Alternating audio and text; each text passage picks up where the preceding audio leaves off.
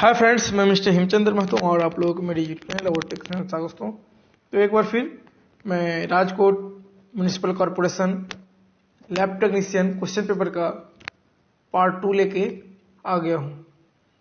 यदि आप लोग पिछला वीडियो नहीं देखे हैं, Rajkot municipal corporation lab technician question paper part 1 नहीं देखे हैं, तो प्लेलिस्ट में उसका वीडियो दिया हुआ है। और आपको बता दूं कि प्लेलिस्ट में जितने भी आज तक क्वेश्चन पेपर सोल्व किए हैं सारा का सारा वहाँ पे है, आप प्लेलिस्ट में जाकर देख सकते हैं। और अदर जो भी डिपार्टमेंट है, haematology, biochemistry, histopathology, clinical pathology, blood bank, सभी का सभी जो है आपको प्लेलिस्ट बन के तैयार है। वहाँ पर जाकर आप डिटेल्स वीडियो देख सकते हैं, अपना प्रिपरेशन जारी रख सकते हैं। ठीक है, क्योंकि प्रिपरेशन करने के लिए जो अभी तक करवाए हैं बहुत इंपॉर्टेंट है आपके लिए, एग्जाम के लिए। ठीक है, आप लोग वहाँ जाकर देख सकते हैं, तो मैक्सिमम क्वेश्चन जो है वहाँ से आपको कवर हो जाएगा।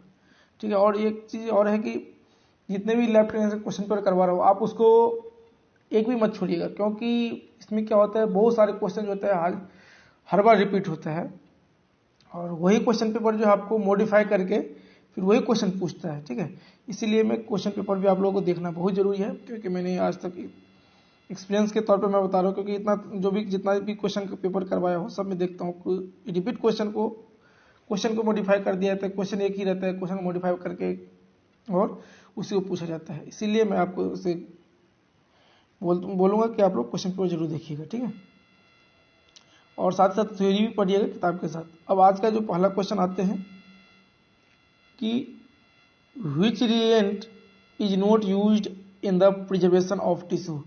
इसमें से कौन ऐसा रिएजेंट है जो हम लोग टिश्यू को फिक्सेशन करने के लिए यूज नहीं करते हैं। Option number 1 formic acid, B Zenker's fluid, C Bouin's fluid और 40% फॉर्मल्डिहाइड। इनमें से जो है सभी के सभी क्या है, एक्सेप्ट जो है माने फॉर्मिक एसिड को छोड़ करके बाद बाकी क्या है आपका प्रिजर्वेटिव है। क्या है? प्रिजर्वेटिव है। ठीक है, इसमें से क्या है कि फॉर्मिक एसिड तो क्या है, इसमें पूछा जाएगा कि आपको फॉर्मिक एसिड क्या है। देखिए, हिस्टोपैथोलॉजी में प्रिजर्वेटिव माने होता है फिक्सेशन कर देने से क्या होता है, उसमें जो भी मैक्रो एनाटॉमिकल मटेरियल्स होते हैं, ठीक है, वो सभी के सभी क्या होते हैं, अपना जो शेप साइज जो भी रहता है वो प्रॉपर्ली तरीके से रहता है, इसीलिए उसको प्रिजर्वेटिव बोलते हैं। ठीक है, और इन्फेक्शन भी उसमें नहीं हो पाता है। ठीक है, बैक्टीरिया जिसको बोलते हैं बैक्टीरिया ग्रो नहीं कर पाता है, इसीलिए हम लोग क्या करते हैं उसको फिक्सेशन में रखते हैं। ठीक है, और जिसको बोलते हैं प्रिजर्वेटिव में रखते हैं। तो इसका राइट आंसर क्या होगा, फॉर्मिक एसिड है। ठीक है, ये क्या है, प्रिजर्वेटिव नहीं है। तो फॉर्मिक एसिड है क्या, प्रिजर्वेटिव नहीं है तो फॉर्मिक एसिड है क्या।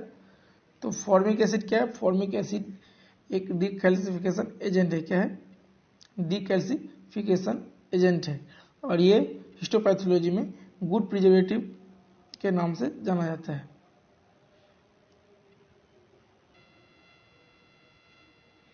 ठीक है, फॉर्मिक एसिड क्या है, यह डीकैल्सिफिकेशन एलिमेंट मटेरियल्स है।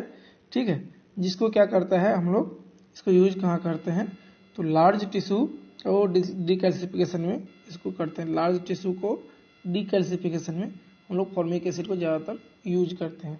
कितना परसेंट यूज करते हैं, तो कहीं कहीं 10% यूज करते हैं, 5% यूज करते हैं, डिपेंड करता है आपका टिश्यू का शेप एंड साइज के ऊपर। ठीक है, और यदि हम पूछ दीजिए कि और भी डीकैल्सिफिकेशन एजेंट कौन कौन सा है, तो आप याद रखिएगा नाइट्रिक एसिड है, जो जिसका होता है HNO3 होता है उसका फॉर्मूला। ठीक है, और क्या होता है, चिलेटिंग एजेंट होता है, जैसे कि EDTA।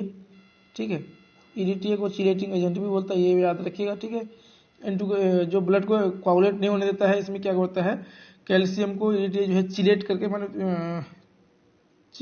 चिलेट करके रखता है, किसको, कैल्शियम को, जिसके कारण क्या होता है आपका ब्लड जो है जमता नहीं है। ठीक है, और किस मेथड से हम लोग करते हैं इसको डिकैल्सिफिकेशन, और होता है इलेक्ट्रोफोरेटिक मेथड होता है। ठीक है, जिसमें जो होता है 8% HCl हम लोग यूज करते हैं और 10% फॉर्मिक एसिड, दोनों का कॉम्बिनेशन वहाँ पे यूज होता है। ठीक है, उस मेथड में। इसके बाद क्या है, इसके बाद आपका न्यूट्रलाइजेशन मेथड है। ठीक है, सॉरी न्यूट्रलाइजेशन मेथड नहीं है, यही आपका ये सब जो है ये आपका क्या है डिकैल्सिफिकेशन एजेंट। कौन कौन सा, तो याद रखिए नाइट्रिक एसिड, फॉर्मिक एसिड, एक और है ट्राइक्लोरोएसिटिक एसिड, और चिलेटिक एजेंट जिसको बोलते हैं EDTA, और इलेक्ट्रोफोरेटिक मेथड जिसमें यूज होता है 8% HCl और 10% फॉर्मिक एसिड। ये भी आपको पूछ सकता है कि उसमें इलेक्ट्रोफोरेटिक मेथड से जो हम लोग डिकैल्सिफिकेशन करते हैं तो उसमें जो मटेरियल्स यूज होता है वो कौन कौन सा था, आपको वहाँ पर एग्जाम्पल में दिया रहेगा 8% HCl, 10% फॉर्मिक एसिड। ये किसी न किसी एग्जाम में पूछा था, अभी आई थिंक मेरे को याद नहीं अभी आ रहा है, लेकिन ये पूछा हुआ है क्वेश्चन है, ठीक है। अब के बाद आते हैं क्वेश्चन नंबर 26। क्वेश्चन नंबर 26 में क्या पूछा गया, give the right order tissue processing. Tissue processing जो हम लोग करते हैं उसका राइट ऑर्डर क्या है, इसके हिसाब से, ठीक है, जो ऑप्शन में दिया है इसके हिसाब से, अदरवाइज तो बहुत लंबा प्रोसेस है। इसमें पहला हम क्या दिया, क्लियरिंग, इनफिल्ट्रेशन, डिहाइड्रेशन गलत है, dehydration, clearing, infiltration, infiltration, clearing, dehydration, infiltration तो कभी पहले होता नहीं है, इसका नन ऑफ द। इसका राइट आंसर क्या हो जाएगा, ऑप्शन नंबर बी जो है इसका राइट आंसर आता है डिहाइड्रेशन, क्लियरिंग एंड इनफिल्ट्रेशन। इस ऑप्शन के आधार पर है, ठीक है। यदि आपको देखा जाए तो टिश्यू प्रोसेसिंग जो होता है स्टार्ट कहाँ से होता है, तो फिक्सेशन से स्टार्ट होता है। कहाँ से होता है, फिक्सेशन से स्टार्ट होता है, फिक्सेशन होता है, ठीक है।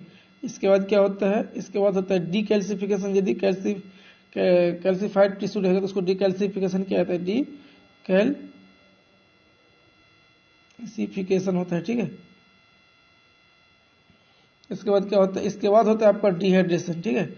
इसके बाद स्टार्ट होता है कहाँ से, डिहाइड्रेशन से, डिहाइड्रेशन। इसके बाद क्लियरिंग होता है, ठीक है। इसके बाद क्या होता है, इनफिल्ट्रेशन एंड इम्प्रेग्नेशन होता है, ठीक है। इसके बाद फिर क्या होता है, इम्बेडिंग होता है, क्या होता है, इम्बेडिंग होता है। इसके बाद फिर क्या होता है, सेक्शन कटिंग होता है। इसके बाद क्या होता है, सेक्शन कटिंग होता है। सेक्शन कटिंग होने के बाद क्या होता है, जो स्लाइड प्रिपरेशन होता है उसको स्टेनिंग होता है, ठीक है। इसके बाद फिर क्या होता है, माउंटिंग क्या आता है। माउंटिंग मीडिया के बारे में मैं बताया था कल के वीडियो में, पार्ट 1 में। माउंटिंग मीडिया कितने तरह का होता है, 2 तरह का होता है, एक एक्वस माउंटिंग मीडिया होता है और एक होता है नॉन एक्वस, एक होता है एक्वस माउंटिंग मीडिया, एक होता है इंडिजिनस माउंटिंग मीडिया, ठीक है। तो वहाँ पर मैं आपको डिटेल्स बताया था। तो आप कमेंट बॉक्स से बताइएगा कि DPX जो है वो कौन सा माउंटिंग मीडिया होता है, रिफ्रैक्टिव इंडेक्स क्या होता है, रिफ्रैक्टिव इंडेक्स 1.52 होता है, बट आप हमको ये बताइए कौन सा मीडिया है वो, ठीक है। रीजनस मीडिया है ना नॉन रीजनस मीडिया है, ठीक है। ये हमें कमेंट करके बताइएगा यदि आप लोग आता है तो, नहीं तो आप जाके देख लीजिएगा या तो अपने बुक से एक बार अच्छे से इसको पढ़ लीजिए, क्योंकि एग्जाम में बराबर आता है इसलिए मैं पूछता हूँ। इसके बाद which of the following test is not done for a serum sample. इसमें कौन सा टेस्ट है जो सीरम सैंपल से नहीं करते हैं। ऑप्शन ए में आयरन टेस्ट है, बी में विटामिन B12 है, सी में क्लोटिंग फैक्टर है। तो इसका राइट आंसर क्या हो जाएगा, option number D is the right answer. हम लोग क्या करते हैं, क्लोटिंग फैक्टर को हम लोग क्लॉट फाइल से नहीं कर पाते, नहीं करते, जिसको सीरम सैंपल से नहीं करते। इसके लिए प्लाज्मा चाहिए। कौन सा प्लाज्मा चाहिए, साइट्रेट प्लाज्मा चाहिए। कितने % साइट्रेट इसमें यूज होता है, तो 3.2% इसका जो होता है साइट्रेट, सोडियम साइट्रेट जो होता है यूज होता है, ठीक है, याद रखिए। और इसके लिए यूज करने के लिए जो साइट्रेट वाले यूज करते हैं उसमें कितना रेशियो क्या होता है, तो 1:9 का रेशियो होता है, ठीक है। 1 पार्ट आपका क्या रहता है, एंटीकोगुलेंट, और 9 पार्ट जो रहता है आपका ब्लड रहता है इसमें, ठीक है। इसके बाद आता है क्वेश्चन नंबर 28 में क्या पूछा गया, which of the following cell count is increase in bacterial infection. ये भी आप लोग सभी लोग जानते हैं, कॉमन क्वेश्चन है। Neutrophil, eosinophil, lymphocyte, basophil. इसका राइट आंसर क्या हो जाएगा, option number A is the right answer, ठीक है, न्यूट्रोफिल। इसके बाद क्या है कि which of the following disease is related to virus. Option number 1 MERS, दूसरा है SARS, और तीसरा सी है बोथ A एंड B, और डी है नन। इसका राइट आंसर क्या हो जाएगा, बोथ A एंड B। तो सबसे पहला है कि MERS का फुल फॉर्म क्या होता है, आपको पूछ देगा। तो इसका क्या होता है, मिडिल MI है, ये M है, ठीक है। मिडिल, E से क्या होगा, ईस्ट रेस्पिरेटरी है, ठीक है, रेस्पिरेटरी सिंड्रोम, ठीक है, सिंड्रोम जो क्या होता है वायरस से कॉज होता है, ठीक है। और एक क्या है, सार्स से क्या होता है, सीवियर एक्यूट रेस्पिरेटरी, ठीक है, सिंड्रोम, ठीक है। दोनों का दोनों क्या होता है, वायरस से क्या होता है, दोनों का दोनों क्या होता है, वायरस से फैलता है, ठीक है।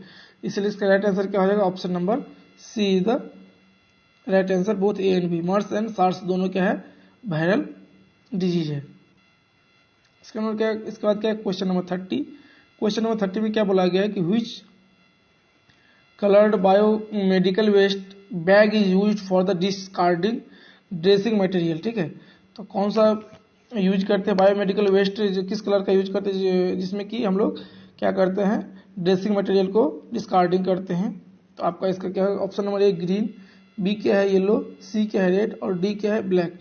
तो इसका क्या हो जाएगा right answer, B yellow. Yellow colour में हम लोग क्या करते हैं, आपका ये जो है माइक्रोबायोलॉजी का जितना भी होता है वो, और ड्रेसिंग हो गया, लिनन का कॉटन हो गया, या चाहे आप क्या बोलते हैं इसको एप्रोन, ये सब फेंकने के लिए कौन सा है आपका येलो, ठीक है। रेड में क्या है आपका, रेड में जो है आपका कॉन्टामिनेटेड जो ग्लव्स हो गया, सिरिंज हो गया, ये सब हम लोग क्या करते हैं रेड में फेंकते हैं, ठीक है। और इसके बाद क्या है ग्रीन, तो ग्रीन में क्या कौन सा चीज फेंकते हैं, ग्रीन में जो फेंकते हैं आपका जो होता है इम्पुल्स होता है, जो आपका इम्पुल्स का वायल हो गया, मेडिसिन का जो वायल हो गया, ठीक है। इस सभी को क्या करते हैं हम लोग ग्रीन में फेंकते हैं। सॉरी ग्रीन तो होता नहीं, ब्लू होता है, ठीक है। सॉरी ग्रीन नहीं है, ग्रीन तो होता नहीं है, ठीक है, ग्रीन नहीं होता है, रेड हो गया और ब्लैक। ब्लैक में तो आप जानते हैं क्या क्या कागज फेंकते हैं, पेपर फेंकते हैं, फ्रूट फेंकते हैं, ये सारा चीज ब्लैक में। इसके बाद भी मैं एक चीज और दिखा देता हूँ आपको शॉर्ट में, ठीक है, जिससे आपको नॉलेज में आ जाए कि क्या क्या कौन सी चीज के लिए करते हैं। वैसे भी हम इस पे भी बायोमेडिकल वेस्ट पे भी एक वीडियो बना चुके हैं, आप वहां जाकर वीडियो देख सकते हैं, वहां पर डिटेल्स इन्फॉर्मेशन बहुत ही ईजी तरीके से बताया गया है, जिससे आपको याद रहे हमेशा, ठीक है। तो अब यहाँ पे देखते हैं क्या है क्या नहीं, ठीक है, आपको यहाँ भी बता देते हैं। तो यहाँ पे क्या है कि देखिए येलो बैग में क्या क्या है दिखा देते हैं आपको। देखिए क्या क्या है, आपको human and animal anatomical waste फेंक सकते हैं येलो में। बी में क्या है सॉलिड वेस्ट, सी में क्या है एक्सपायर्ड डिस्कार्डेड, और क्या है इसके बाद क्या है chemical waste and chemical liquid waste. और क्या फेंक सकते हैं discarded linen and mattress contaminated with blood and body fluid, routine mask and gown, इसमें फेंक सकते हैं। और क्या है माइक्रोबायोलॉजी और बायोटेक्नोलॉजी का जो भी मटेरियल्स होता है उसके साथ साथ अदर क्लिनिकल लेबोरेटरी वेस्ट आप जो है येलो में फेंक सकते हैं। इसमें क्या है रेड में कॉन्टामिनेटेड प्लास्टिक वेस्ट, जैसे मैंने बोला था ग्लव्स हो गया आपका, इसके बाद सिरिंज हो गया, ये सब प्लास्टिक का जो भी प्लास्टिक मटेरियल आप उसमें फेंक सकते हैं। इसके बाद तो व्हाइट से अब में जो है आपका शार्प इंक्लूडिंग मेटल्स होता है, जितने भी शार्प मटेरियल होता है इंक्लूडिंग मेटल्स सभी को सभी क्या होता है व्हाइट में आपको फेंकने का रहता है। और ब्लू में क्या है ग्लासवेयर, जैसे मैंने बोला था ग्रीन, लेकिन ग्रीन नहीं होता है, फिर बाद में मैंने बता दिया कि ब्लू होता है। ब्लू में क्या होता है ग्लासवेयर बोलते हैं, जैसे एम्पुल हो गया जो भी हो गया उसको, और मेटेलिक बॉडी इम्प्लांट, ठीक है। ये सारे क्या होता है, ये जो है आपका बायोमेडिकल वेस्ट है। 2016 के एक्ट के हिसाब से ये रूल ये निकाला गया था, इसका ये रूल्स है, ठीक है। यदि आपको इसमें लगे कि नहीं सर ये ऐसा होगा तो आप हमें कुछ गलत है तो आप हमें कमेंट करके जरूर बताइएगा, जिससे हम आपको फिर उसको डिटेल्स बता सके, ठीक है। अब जो है कितना नंबर क्वेश्चन था, ये था। अब नेक्स्ट क्वेश्चन क्या है, क्वेश्चन नंबर 31।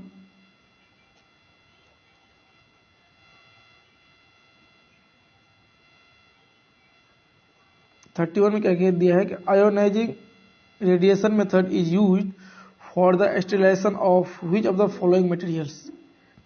इससे बोला गया आयोनाइजेशन रेडिएशन मेथड जो होता है वो किसके लिए, किस मटेरियल के को स्टेरिलाइजेशन करने के लिए हम लोग यूज करते हैं। ऑप्शन नंबर 1 में है plastic, gloves, catheter, all of the above. इसका राइट आंसर क्या हो जाएगा ऑल ऑफ द एबव। इस सभी को क्या करते हैं हम लोग रेडिएशन के थ्रू स्टेरिलाइजेशन करते हैं। यदि हम लोग इसको स्टेलाइजेशन करने के लिए ऑटोक्लेव यूज करेंगे तो सभी के सभी क्या होगा, डिस्ट्रॉय हो जाएगा, क्योंकि ये प्लास्टिक है, सभी के सभी क्या होगा, जल जाएगा। ठीक है, इसीलिए हम लोग क्या करते हैं, इसको आयोनाइजेशन रेडिएशन मेथड के द्वारा हम लोग क्या करते हैं, इसको स्टेलाइजेशन करते हैं।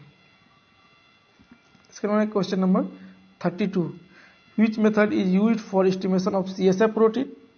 कौन सा मेथड हम लोग यूज करते हैं CSF का प्रोटीन टेस्ट करने के लिए।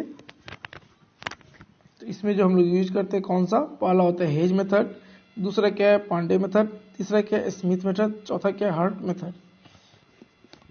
तो हम लोग कौन सा मेथड यूज करते हैं, आपका पांडे मेथड यूज करते हैं। कौन सा मेथड, पांडे मेथड हम लोग ज्यादातर यूज करते हैं। ठीक है, और दूसरा मेथड से भी करते हैं, लेकिन हम लोग क्या करते हैं बाइवेट मेथड से भी करते हैं, लेकिन हम लोग क्या करते हैं यहाँ पे ओनली फॉर पांडे टेस्ट। इसमें जो ऑप्शन है, ऑप्शन के आधार पे आप ओनली फॉर पांडे टेस्ट के मेथड से आप करेंगे। कौन सा टेस्ट, CSF प्रोटीन टेस्ट। इसे क्वेश्चन नंबर 33 में क्या दिया हुआ है कि what is the effect of deficiency of folic acid on RBC। यदि फोलिक एसिड हमारे शरीर में कम जाएगा तो क्या इफेक्ट पड़ेगा RBC पे, तो RBC ऑब्वियसली कम हो जाएगा। ठीक है, क्योंकि फोलिक एसिड एंड आयरन जो होता है वही तो हमारे RBC को ग्रो करता है। ठीक है, उसी कमी होने के कारण क्या होता है, हमारा RBC क्या होता है, कम होने लगता है। ठीक है, तो इसका राइट आंसर क्या हो जाएगा, ऑप्शन नंबर ए जो है no change in volume, B volume decrease, volume increase, D में वॉल्यूम में भी इंक्रीज और में भी डिक्रीज। तो इसका राइट आंसर क्या हो जाएगा, वॉल्यूम डिक्रीज। ठीक है, उसके बाद क्या है 34 नंबर क्वेश्चन में क्या दिया है कि what is the temperature of human body. क्या है, what is the temperature of human body. Human body का नॉर्मल टेम्परेचर कितना होता है 98.6 फॉरेनहाइट, 37 डिग्री सेल्सियस, 310 केल्विन। तो इसका राइट आंसर क्या हो जाएगा, ऑल ऑफ दीज। फॉरेनहाइट में 98.6 होता है, 37 डिग्री C होता है आपका सेल्सियस में, और केल्विन में जो होता है ह्यूमन बॉडी का नॉर्मल टेम्परेचर, बॉडी टेम्परेचर जो होता है 310 केल्विन होता है। ठीक है, 35 नंबर क्वेश्चन क्या है कि where does the complete digestion of food take place in human body. तो बोलता है कि कंप्लीट डाइजेशन फूड का कहाँ होता है ह्यूमन बॉडी में, small intestine, large intestine, stomach, oesophagus. तो इसका कंप्लीट जो, अच्छा सबसे पहले ये बताइए कि फूड डाइजेशन स्टार्ट कहाँ से होता है। तो ये मैं किसी शायद DSSP का क्वेश्चन पेपर करवाया था, वहाँ मैं थोड़ा डिटेल से बताया था इसका जो फूड का जो डाइजेशन स्टार्ट होता है आपका कहाँ से होता है, तो माउथ से स्टार्ट होता है फूड का डाइजेशन। कहाँ से, मुंह से स्टार्ट होता है, और कहाँ जाकर लास्ट होता है, सॉरी ये जो लास्ट होता है आपका स्मॉल इंटेस्टाइन में जाकर क्या होता है, हमारा डाइजेशन पूरा का पूरा कंप्लीट हो जाता है। कहाँ होता है, स्मॉल इंटेस्टाइन में। ठीक है, इसीलिए इसका राइट आंसर क्या हो जाएगा, option number A is the right answer. ठीक है, क्या हो जाएगा, option number A is the right answer. आपका कहाँ पे कंप्लीट होता है, स्मॉल इंटेस्टाइन में क्या होता है, पूरा कंप्लीट हो जाता है डाइजेशन। इसके बाद 36 नंबर क्वेश्चन क्या है कि what is the incubation period of viral hepatitis. फिर देखिए एक बार फिर आ गया ये यहाँ पे, इससे पहले भी मैंने बताया था, शायद आपका किसका करवाए थे, DSSP वाले में करवाए थे, और शायद सूरत वाले में भी ये पूछा था कि हेपेटाइटिस का तीनों का याद रखना पड़ेगा, हेपेटाइटिस A B C तीनों का इंक्यूबेशन पीरियड याद रखें, क्योंकि कभी भी कुछ भी पूछ सकते हैं।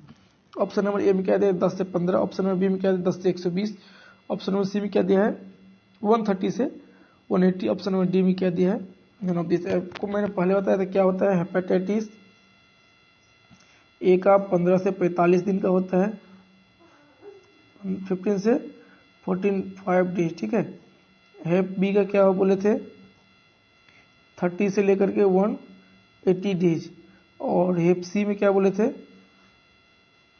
ये बोले थे आपका 30 या 40 से आपको बोले थे हम लोग एक 120 डेज। ठीक है, इसमें कौन सा आपका आसपास आता है तो 10 to 120। तो इसका राइट आंसर क्या हो जाएगा, देखिए ये डिपेंड करता है थोड़ा बहुत बुक के ऊपर, तो थोड़ा बहुत वैरी रहता है, कहीं कहीं आपको 40 से लेकर 150 तक भी देखने को मिलेगा हेपेटाइटिस सी का। ठीक है, तो ये जो है इसके ऊपर वैरी करता है, और आप देखिए क्लोज रिपोर्ट कौन सा है आपके ऑप्शन में, उसके ऊपर टिक दे दीजिए, क्योंकि ये 130 से स्टार्ट कभी नहीं होता है 180 तक, इसलिए ये आंसर नहीं होगा, ये भी नहीं होगा और नॉन ऑफ दी तो होगा नहीं, तो इसका राइट आंसर क्या हो जाएगा?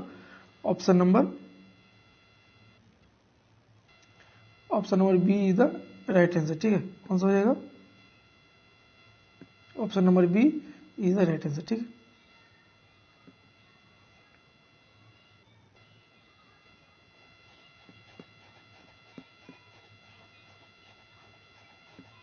इसके बाद क्या क्वेश्चन नंबर आपका 37।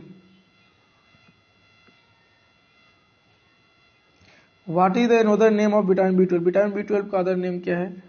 मैंने आपको पहले भी बताया था कि विटामिन का जो है मैंने पूरा एक वीडियो बनाया हूँ, बहुत ही अच्छा वीडियो है, आप लोग वहां जाकर देखिएगा पूरा डिटेल्स में किसके कारण क्या होता है। विटामिन से हर एक एग्जाम में एक न एक क्वेश्चन आता ही है, 100% एक नंबर आता है, इसीलिए आप विटामिन का चैप्टर पूरा कंप्लीट कर लीजिए। मैंने एक वीडियो बनाया हूँ, बहुत अच्छा से उसमें डिटेल से बताया हूँ, बहुत ही शॉर्ट के है और बहुत ही अच्छा लगेगा आपको देखने में, एक बार में आपको याद हो जाएगा, आप जाकर देख लीजिएगा।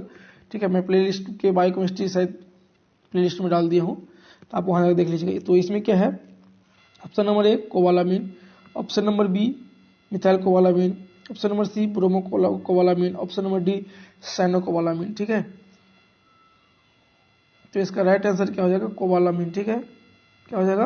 Right answer cobalamin. इसका विटामिन बी 12 का नेम जो है कोबालामिन, ये साइनोकोबाला कहीं कहीं साइनोकोबालामिन मिथाइल कोबालामिन भी जो दिया रहता है वो होता है आपका, उसका सब नेम होता है, उसका ड्राइव्ड होकर जो बनता है, उसके बाद उसमें उसका नेम, उसके बाद वो साइनोकोबालामिन और मिथाइल कोबालामिन उसका नाम आता है। ठीक है, ये डायरेक्टली पूछा जाए कि विटामिन बी 12 का नाम क्या है, तो कोबालामिन ही आता है। ठीक है, ये क्वेश्चन जो आपका एनसीएल में भी पूछा गया था, एनसीएल 2020 में, लेकिन 2020 में एग्जाम हुआ था, उसमें ये पूछा गया था कि विटामिन बी 12 का क्या नाम है।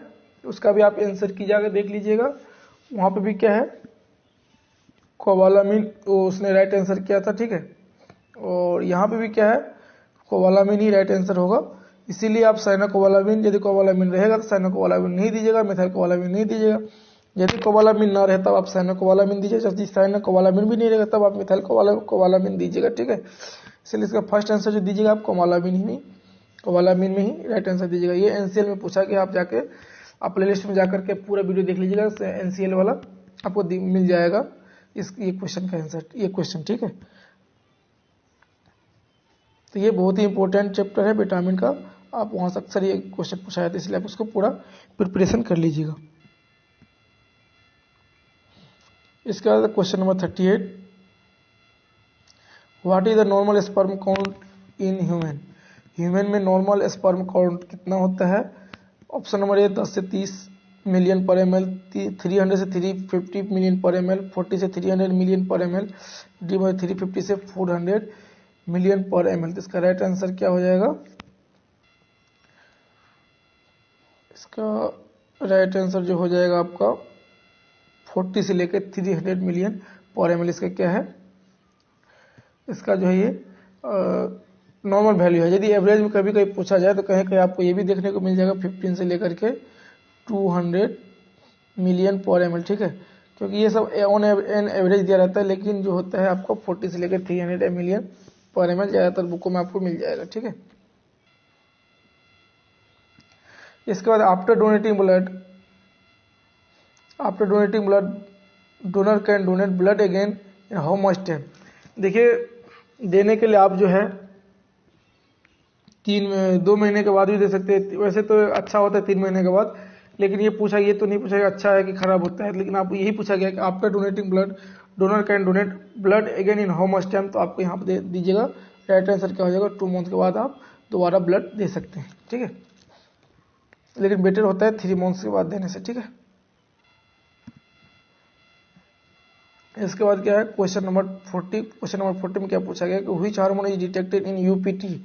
देखिए, ये शॉर्ट में दे दिया यूपीटी का आपको ध्यान में रखना पड़ेगा, क्या होगा ये इसका? तो यूरिन प्रेगनेंसी। ठीक है, यूरिन प्रेगनेंसी टेस्ट होता है। ठीक है, यूपीटी का फुल फॉर्म। तो क्वेश्चन ही ऐसा ही पूछा गया था उसमें, जो राजकोट म्युनिसिपल कॉर्पोरेशन का जो क्वेश्चन पेपर है उसमें ऐसे ही पूछा गया था। इसमें जो भी है पूरा पूरा क्या है? राजकोट म्युनिसिपल कॉर्पोरेशन का क्वेश्चन पेपर ही है। ठीक है, वही से मैंने इसको टाइप किया हूँ, क्योंकि उसमें कुछ प्राइवेसी कारण मैं उसका नहीं दिखाया, मैं वो क्वेश्चन डायरेक्टली आपको नहीं दे सकता हूँ, ठीक है, इसलिए मैंने उसको टाइप किया है। तो ऑप्शन नंबर ए क्या है, एस्ट्रोजन है। ऑप्शन नंबर बी क्या है, HCG। ऑप्शन नंबर सी क्या है, प्रोजेस्टेरोन। डी क्या है, नन ऑफ दिस। इसका राइट आंसर क्या हो जाएगा, HCG को हम लोग क्या करते हैं, डिटेक्शन करते हैं, यही हार्मोन जो है हम लोग चेक करते हैं। इसका फुल फॉर्म क्या होता है, ह्यूमन कोरियोनिक गोनोडोट्रोपिक हार्मोन होता है इसका फुल फॉर्म, ठीक है, इसको बोलते हैं पूरा नाम। इसके बाद क्वेश्चन नंबर 41। क्वेश्चन नंबर 41 में क्या दिया हुआ है, क्वेश्चन नंबर 41 में जो दिया हुआ है आपका कि which anticoagulant is present in the red colour vacuum for blood collection. बोला गया कि रेड कलर का जो वैक्यूम वैल होता है उसमें हम लोग वैक्यूम जो होता है, वैल जो होता है रेड कलर का, उसमें हम लोग कौन सा एंटीकोएगुलेंट यूज करते हैं ब्लड कलेक्शन के लिए। भैया उसमें कुछ नहीं यूज करते हैं, आप सभी को पता है, क्योंकि ये बहुत ही बच्चे का क्वेश्चन हो गया। ना इरिटेट यूज करते हैं, ना हेपाइन, ना फ्लोराइड, इसको हम लोग यूज कुछ नहीं करते, ठीक है, रेड वैल में, क्योंकि उसको हम लोग सेरम सेपरेट करते हैं, इसलिए उसमें कुछ यूज नहीं करते। इसके बाद आता है pernicious anaemia. Pernicious anaemia occurs due to pregnancy of which of the following. ये मैंने थ्योरी जब पढ़ा था बताया भी था कि पर्नीशियस एनीमिया होता है किसके डिफिशिएंसी होने का कारण होता है। Option number A vitamin B12, vitamin B6, vitamin A, vitamin D. इसका राइट आंसर क्या हो जाएगा, इसका जो राइट आंसर हो जाएगा आपका, इसका राइट आंसर हो जाएगा आपका विटामिन B12। कौन सा हो जाएगा, vitamin B12 is the right answer. Vitamin B12 की डिफिशिएंसी होने के कारण क्या होता है, तो पर्नीशियस एनीमिया। इसके बाद क्या, at what temperature blood bags store in blood bank. Blood bag को हम लोग कितने डिग्री टेम्परेचर पर स्टोर करते हैं, 0 to 2, 2 to 4, 4 to 6, 6 to 10। इसमें जो है एक्यूरेट कोई भी टाइम टेबल नहीं दिया है, ठीक है, जो हम लोग हमेशा बुक में पढ़े हैं या थियोरेटिकली या प्रैक्टिकल भी किए हैं, उसमें क्या होता है आपको 2 to 8 मेंटेन करना पड़ता है, 2 से लेकर के 8 डिग्री के बीच में रखना पड़ता है, ठीक है, 2 to 8 डिग्री सेल्सियस के बीच में हम लोग क्या करते हैं, ब्लड बैग को कीप करते हैं, मैंने रखते हैं। तो इसमें क्या है, इसका जो मोस्ट आंसर हो जाएगा तो यहाँ पे 4 to 6 डिग्री हो जाएगा, क्योंकि उसके आसपास कोई है ही नहीं, इसके क्या हो जाएगा right answer 4 to 6 degree Celsius. But लेकिन आपको ज़्यादातर कहाँ होता है, 2 to 8 डिग्री टेम्परेचर हर जगह आपको मिल जाएगा, ठीक है, इस पे रखते हैं। इसके बाद जो है आज का 44 number question, for which of the following test blood collection is done from artery. किस टेस्ट के लिए हम लोग आर्टरी से क्या करते हैं, ब्लड कलेक्शन करते हैं। PCOT और PO2 के लिए हम लोग क्या करते हैं, आर्टरी से कलेक्शन करते हैं। जैसे वैसे ज़्यादातर तो PO2 चेक करते हैं, तो यदि PO2 चेक होने के कारण क्या होता है, PCO2 का भी रिपोर्ट आता है एक ही साथ। इसका मतलब दोनों को चेक करने के लिए हम लोग क्या करते हैं, आर्टरी से ब्लड कलेक्शन करते हैं, इसलिए इसका राइट आंसर क्या हो जाएगा, option number C is the right answer. अब आज का लास्ट क्वेश्चन जो है, आज का question last question and 45 number question कि what is the depth of Neubauer chamber. आपको याद होगा जब मैं थ्योरी क्लास लिया था उस समय बताया था कि न्यूबर्ट चैम्बर का डेप्थ कितना होता है, 1 mm, 0.1 mm, 0.01 mm, 0.001 mm। इसका राइट आंसर क्या हो जाएगा, इसका जो राइट आंसर हो जाएगा 0.1 mm is the right answer, ठीक है। इसमें जो है आपका इसके लास्ट में जो है क्वेश्चन का आंसर भी दिया हुआ है। यदि आपको ये वीडियो अच्छा लगे तो लाइक कीजिएगा, कमेंट कीजिए, अपने दोस्तों को शेयर कर दीजिएगा। और यदि आपको ये PDF चाहिए तो आप हमें कमेंट बॉक्स में या तो हमारे टेलीग्राम चैनल ज्वाइन कर लीजिएगा, अथवा हमारा व्हाट्सअप नंबर जो है जारी कर दिया गया है, आप उस पर मैसेज करके इस PDF का लिंक वहाँ से प्राप्त कर सकते हैं, ठीक है। यदि आपको ये वीडियो अच्छा लगे तो लाइक कीजिए, कमेंट कीजिए, अपने दोस्तों को शेयर कीजिए। एक और इन्फॉर्मेशन के साथ मैं अब विदाई करता हूँ यहाँ से, कि इन्फॉर्मेशन ये है कि अब जो नेक्स्ट वीडियो आने वाला है क्वेश्चन पेपर सोल्व का, वो है विक्रम साराभाई से आने वाला। जो विक्रम साराभाई जो 7 नवंबर को जो एग्जाम हुआ था, 7 नवंबर ही है शायद, 7 नवंबर को ही शायद एग्जाम हुआ था, VSSC का जो VSSC लैब टेक्नीशियन का जो एग्जाम हुआ था,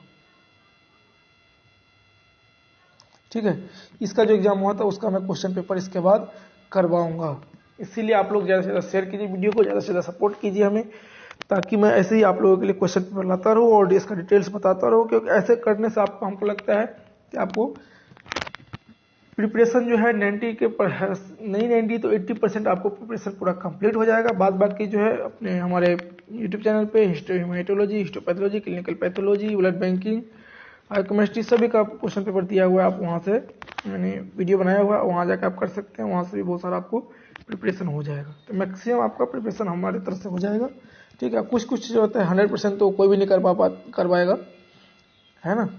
100% कोई गारंटी नहीं दे सकता है, लेकिन और कुछ जो है आप खुद से मेहनत कीजिए और अपना एग्जाम निकाल लीजिए। क्योंकि अभी आने वाला एग्जाम SGPJ का है और इस ESI का भी, ESSC का भी वैकेंसी आएगा। इसके बाद अभी DSSB का आने वाला है। इस पर आप लोग कड़े से मेहनत करिए अभी से, जिससे कि आप लोग एक बार में निकाल सके, ठीक है। और कुछ जो है वैकेंसियाँ भी आई हुई है, तो उसका भी मैं लेकर आऊँगा वीडियो, ठीक है। आपका अप्रोक्स 11-12 बजे तक आ जाएगा। और ये जो वीडियो है आपका शाम 5 या 6 बजे के बीच में आपको डाल दिया जाएगा, ठीक है। तब तक के लिए धन्यवाद।